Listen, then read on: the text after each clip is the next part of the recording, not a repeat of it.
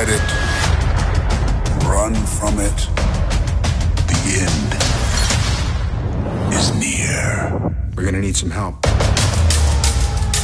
How you been, Buck? Not bad for the end of the world. He brought back! He brought back! He brought back! He brought back! He brought back! He brought back! He brought back! He brought back!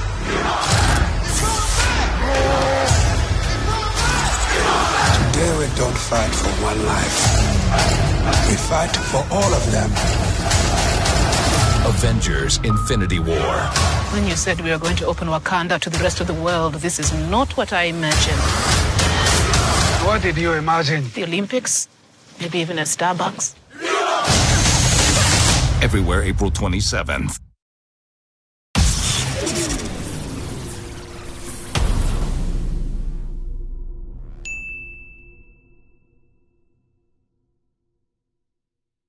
What is up YouTube, and welcome to this Avengers Infinity War video. So if you're new to the channel, please do consider dropping a like down below and subscribing as well. So Avengers Infinity War is not that far away, for which I am very excited about. And we've also got WrestleMania tonight as well, which I might do a video on. I might do my reactions tomorrow, because I absolutely love WrestleMania and of course WWE as a whole. So drop a like if you're excited for WrestleMania there as well.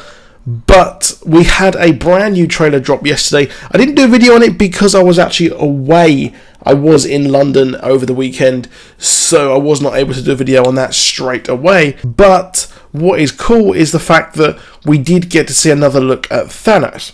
Now, this Thanos was someone who was wielding the Infinity Gauntlet, of course. He absolutely loves that. He's obsessed with it, of course.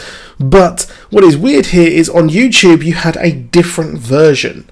Now, on Twitter, we had a mobile kind of optimized version, which actually had the top part of the video, or the image, and also the lower part, which showed us the stones that Thanos actually has. Now, please do remember that there's no kind of spoilers here, because we've seen in the marketing that this is the similar sort of kind of placement that we have in for all of the stones. But what is curious here is, it is curious because we actually have the Soul Stone. Now, the Soul Stone is the biggest of them all. It was shown in the Prelude comic to be the strongest when Wong was filling in Doctor Strange on the placement of every single one of these stones. Now, what we actually have here as well is we have the Reality Stone, so we have the Ether. Now, what is interesting here is that we know that this will be taken by, or kind of, it was hidden at least by the Collector, but Thanos will be getting that as well. So he does actually attack the Collector in the movie and grab that, which perhaps they're together. Perhaps the Collector did kind of not heed his own advice and put them together, or maybe he gave it to someone who didn't heed that advice either and kept both of the stones together, and that's the reason why the Collector said that it's not wise to collect both of them together. And we also have the Power Stone as well in the movie. That was taken from Xandar, and that's pretty much confirmed that that is at the start of the movie as well. So that is on the knuckles. Now we do have the Tesseract, another one which was given to, or probably will be given to Thanos by Loki. Either he will betray poor old Thor, or he will try and do it, or kind of give that to Thanos to save his brother, which is why he is then thrown into space, which would be pretty cool. But I can't see Thanos, someone who is so powerful and knows probably the power of Thor, he would kind of spare him willingly.